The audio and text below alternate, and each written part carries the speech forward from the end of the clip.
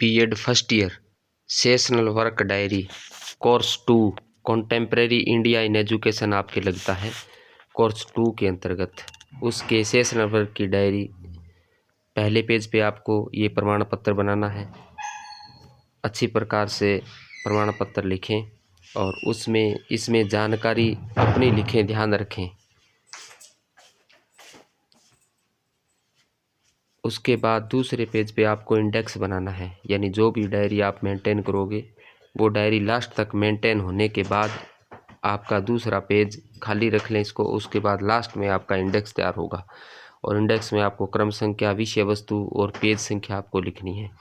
जिस प्रकार आपका 2 या 3 टॉपिक दिए गए हैं उसी प्रकार टॉपिक को मेंशन करते हुए उनके सब टॉपिक लिखते हुए और उसके पेज संख्या दर्शाते हुए आपको इंडेक्स मेंटेन करना है। उसके बाद तीसरे पेज से आपको टॉपिक फर्स्ट शुरू कर देना है। जैसे इन्होंने यहाँ से समय सारणी वाला टॉपिक शुरू किया है।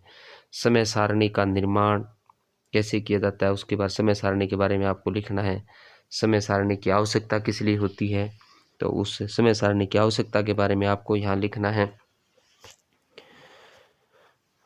उसके बाद आगे नेक्स्ट समय सारणी के टॉपिक को आप बढ़ाते हुए उसके बारे में, यानी समय सारणी के बारे में आप लिखते हुए समय सारणी का निर्माण करना है। जैसे एक आदर्श विद्यालय के लिए एक आदर्श समय सारणी की आवश्यकता होती है, तो उसी प्रकार आप एक आदर्श समय सारणी का निर्माण यहाँ करेंगे। यहाँ आपको उच्च प्राथमिक विद्यालय, माध्यमिक विद्यालय या उच्च माध्यमिक विद्यालय की समय सारणी बनाने के लिए कहा जा सकता है या आपको बनानी पड़ेगी। तो इस प्रकार आप एक अच्छी आदर्श समय सारणी का निर्माण आप करें। उसके बाद उपस्थिति पंजिका का संधारण, यानी बच्चों की जो उपस्थिति पंजिका होती है उसका संधारण करना होता है। तो एक अध्यापक को उसका भी ज्ञान होना चाहिए कि उपस्थिति पंजिका किस प्रकार संधारण की जानी है, उसके बारे में आपको यहाँ लिखना है। उपस्थिति पंजिका के बारे में आप उसकी उपस्थिति, अनुपस्थिति, उसका विवरण, तमाम उपस्थिति पंजिका से संबंधित आपको पूरा विवरण यहाँ पे आपको लिखना है। यानी इस टॉपिक के माध्यम से आपको उपस्थिति पंजिका के बारे में पूरा विवरण लिख देना है। उसके बाद उपस्थिति पंजिका का प्रारूप आप तैयार करें। जो भी आपने दैनिक पाठ योजना के अंतर्गत जो दैनिक पाठ योजनाएं तैयार की हैं और जिस क्लास में आप उन दैनिक पाठ योजनाओं को आप पढ़ा रहे हैं, आपके जो प्रथम वर्ष का प्रथम टीचिंग सब्जेक्ट है उससे संबंधित, तो उस क्लास के बच्चों के नाम आपको यहाँ लिख लेने हैं। और उसके बाद हर रोज़ यानी 2 मीटिंग की आपको यहाँ उपस्थिति दर्ज करते हुए टोटल 28 दिन की उपस्थिति आपको, यानी 1 महीने की उपस्थिति यहाँ पे आपको दिखानी है। तो उसी उपस्थिति को आप अपने डायरी में संधारित कर लें। उपस्थिति पंजिका का यानी 1 महीने का प्रारूप आपको डायरी में बनाना है और उसके बाद उपस्थिति पंजिका में उपस्थिति दर्ज करनी है। उसके बाद आपका पहला टॉपिक कंप्लीट हो जाता है। दूसरा टॉपिक आपका होता है शैक्षिक सिद्धांत एवं विशेषताएं प्रबंधन।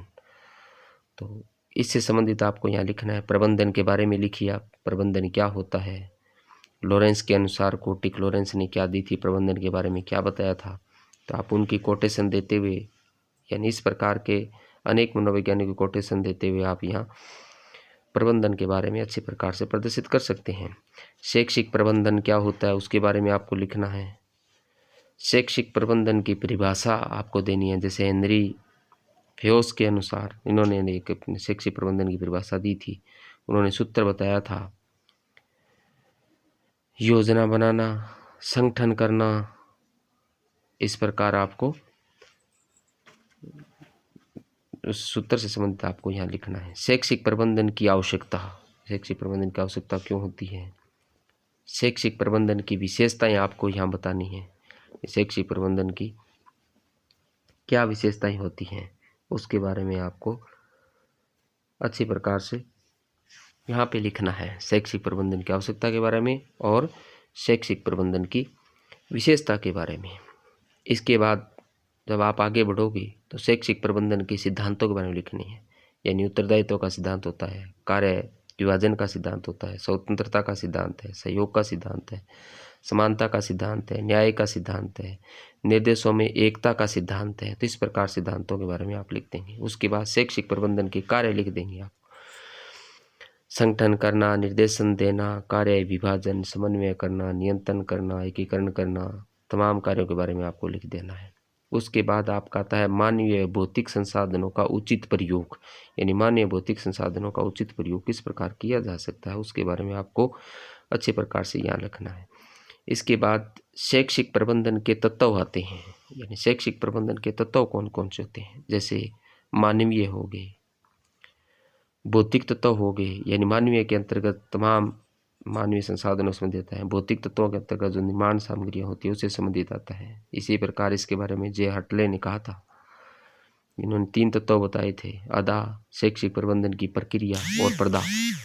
तो अदा क्या होता है, इसमें मानवीय अंग होते हैं, भौतिक अंग होते हैं और अपेक्षित अंग शामिल किए जाते हैं। शैक्षिक प्रबंधन की प्रक्रिया के बारे में आपको लिखना है। तो इन क्षेत्र को 9 भागों में बांटा गया है, निष्पत्ति प्रबंधन, वित्तीय प्रबंधन, विभाजन, तमाम संबंधित है। और उसके बाद लास्ट में आपको संदर्भ ग्रंथ सूची बनानी है। यहाँ कम से कम 5 किताबों का यानी 5 पुस्तक का रेफरेंस आपको देना है। तो क्रम संख्या में आप क्रम संख्या लगाएंगे, पुस्तक का नाम लिखेंगे, उसके बाद लेखक का नाम। इस प्रकार आपको कोर्स द्वितीय यानी कॉन्टेम्परेरी इंडिया इन एजुकेशन के सत्रीय कार्य की डायरी आपको अच्छी प्रकार से मेंटेन कर लेनी है। सभी को बेस्ट ऑफ लक। आशा है आपके